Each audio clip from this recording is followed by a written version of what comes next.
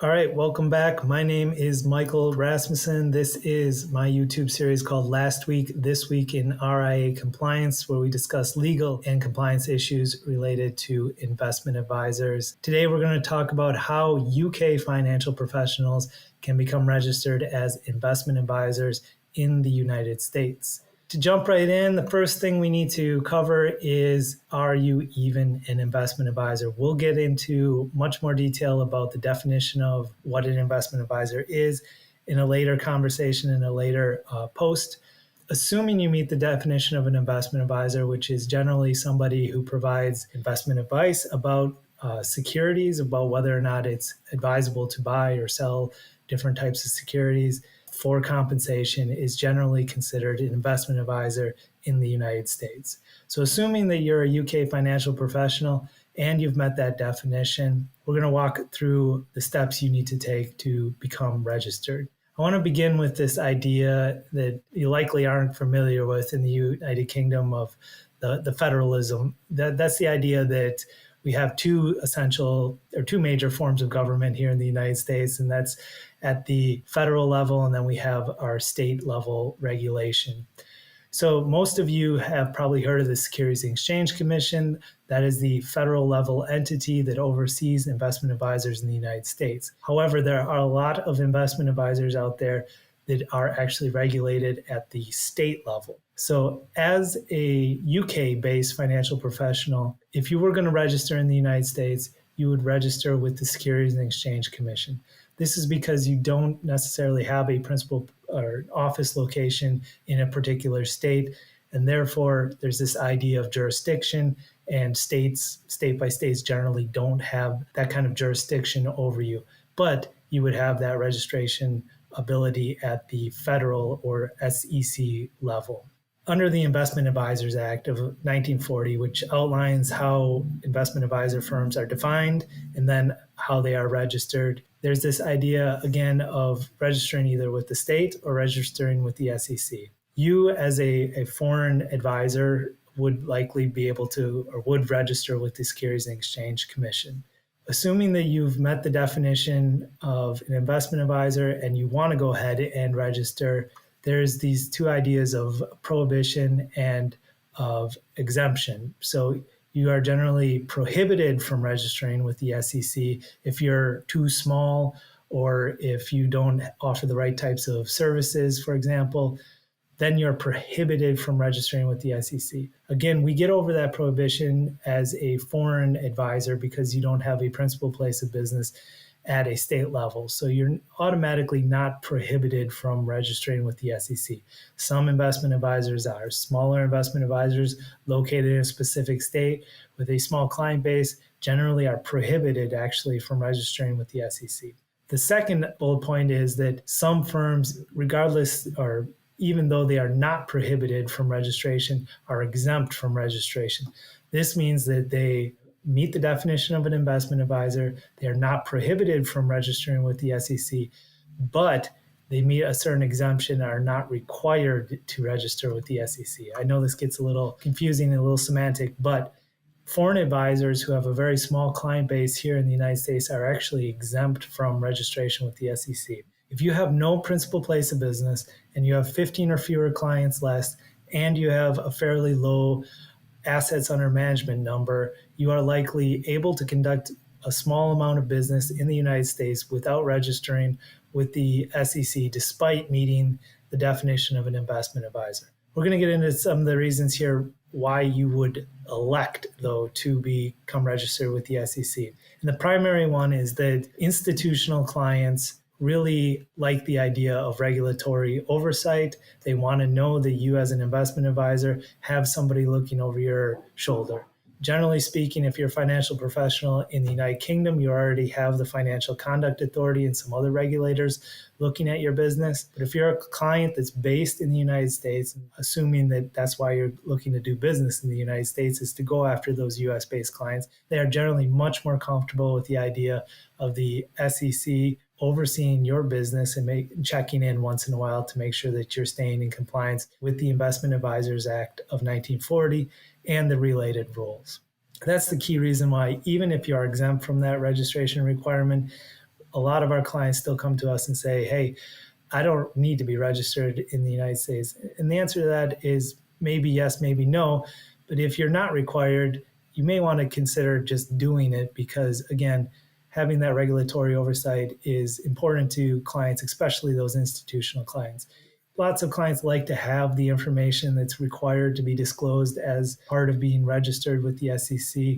We'll talk about all those disclosure requirements in a later discussion, but generally speaking, investment advisors who do business in the United States have to produce a lot of disclosures regarding that business to clients and to regulators. So those are the reasons why, even if you are exempt again, you may want to be registered. So what does that registration process really look like? It changes a lot by firm, depending on the shape and size of what kind of business you're doing. But we really break it down into 5 core steps. We talked about this in a previous YouTube post, but we're going to give you the highlights here again. So step number 1 is sit down and really build out a business plan. Who are your clients? What are the services you're going to provide to them? How are you going to market to them? What do you think your compensation structure should look like? What are the third-party providers you're going to rely on? What does your employee and office location structure kind of look like? And so on and so forth. It is absolutely critical that you understand really what you're trying to accomplish with your investment advisor firm. We work with a lot of clients where these first conversations are really quite difficult and challenging because, yes, they want to be an investment advisor, and yes, they have a general idea of what that means, but they haven't sat down and thought about the consequences of picking a particular path. The second thing we spend time on during the registration process is entity formation and corporate governance matters.